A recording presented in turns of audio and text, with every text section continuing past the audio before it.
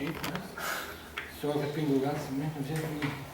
Estamos aqui na Biblioteca Malbatarran com o Francisco Rabagnoli, o padre, eletricista, assistente de câmera, que trabalhou também nesse filme O Grande Xerife, 72, e vai falar um pouco aí desse filme e das produções que ele trabalhou com o Mazzaropi.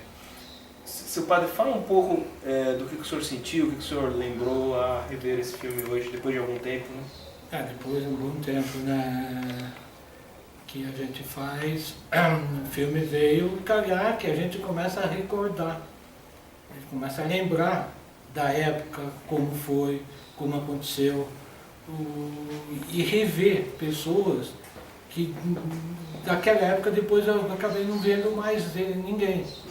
Então acho que é interessante da maneira de a gente reviver aquele passado, reviver aquela época,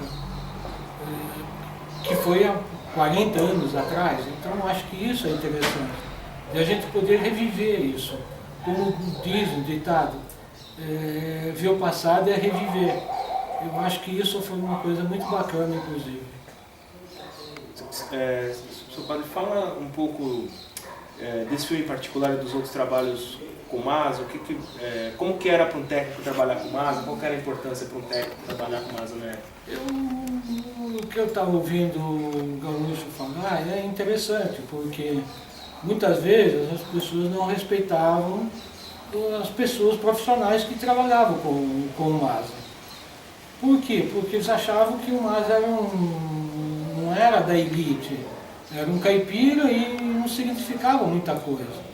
Lógico, para a gente, o que a gente fazia, primeiro era um trabalho, mas depois que a gente começou a analisar, a gente começou a ver que é uma coisa que você vê hoje, 40 anos depois, a gente está falando desse filme.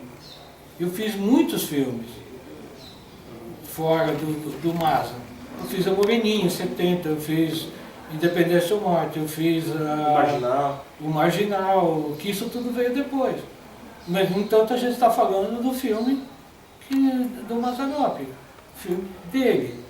E dessa época eu acho que é legal. E o que eu estava assistindo o filme, estava vendo muitos amigos da gente que a gente não via.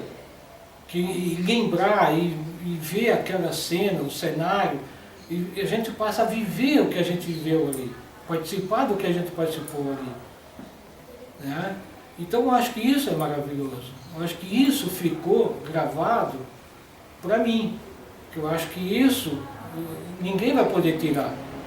Você pode até criticar o que eu sou, deixei de ser, mas eu tenho como provado que eu trabalhei, que eu estive lá, participei, eu fiz. Né? E isso é muito gostoso. E fala um pouco do trabalho com o Pio, como que era trabalhar com o Pio para você que estava na parte da elétrica, o Gaúcho falou um pouco da parte da câmera, mas vocês da elétrica, como que era trabalhar? Olha, o Pio é um tipo do italiano bronco, como o próprio Gaúcho falou. Só que tem uma coisa, se ele te desse uma bronca agora aqui, daqui 2 minutos acabou, não tem mais nada. Por quê? Porque aquela bronca não é a bronca para te ofender, para te machucar. Era bronca porque você podia ter falhado em alguma coisa.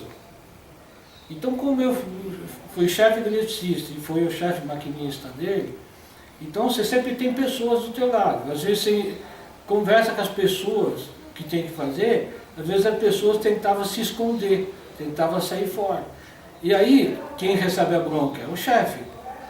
E aí você tem que comandar, por exemplo, que nem lá, você sempre tem 5 ou 6 eletricistas do teu lado. Então sempre um gostava às vezes de encostar. E nisso, quem pagava o pato, eu que levava a bronca. E nessa bronca, eu acho, e não era bronca para machucar, era para, ele queria o trabalho certo. Ele respeitava muito, no entanto, no filme que eu fiz do maquinário, e trabalhar com aquele dólar que pesava, só o dólar pesava 600 quilos, aí a câmera mais 90 e pouco que o Gauchinho falou, mais os 2 assistentes, mais o Pio e mais a continuidade aqui em cima, então você tinha bem dizer 1 tonelada. E em fazenda, você tinha lugar, você tinha que começar a cavocar meio metro na terra, e depois você tinha que terminar com um praticável de 1 metro de altura e você tinha que alinhar e nivelar. porque você não tinha como fazer movimento. Ele nunca me pressionou, ele só pedia qual o tempo que você necessita para fazer isso. Você sempre tem uma previsão. Quando faltava pouco, eu falei, como é que está? Mais 15 minutos está ok. Aí não tinha chabuca, não tinha problema, não tinha nada. Aí a gente vinha, fazia o trabalho e perfeito. Ele sempre foi honesto nesse sentido. Mas bronca é aquele tipo de italiano que faz parte, eu acho que, da raça italiana, né? E fala um pouco, você deve ter acompanhado, você trabalhou acho que em mais de 5 filmes dele, vários filmes do Mazza. Como que era a estreia de um filme do Mazza lá no Arte Palácio em São Paulo? Como que era esse dia? Olha, é uma coisa muito engraçada da gente até dizer. Mas ele fazia o tipo de um espetáculo. Sabe quando hoje você faz toda aquela mise-en-scène que a televisão faz hoje, que nem estava fazendo com a Madonna que estava aí? Toda aquela a televisão, reportagem, tudo faz aquilo. E ele fazia colocando refletores, iluminando o Largo Paissandu em frente do cinema. Aí vinha governador, vinha secretário, todo mundo vinha assistir o filme. E todo mundo, e a elite, os intelectuais não gostavam. Porque o Laudo Natel, na época, foi lá, o vice-governador foi, o Carlinhos Miranda, que era o chefe da Casa Civil, foi. Então todo esse pessoal frequentava, ia assistir o lançamento.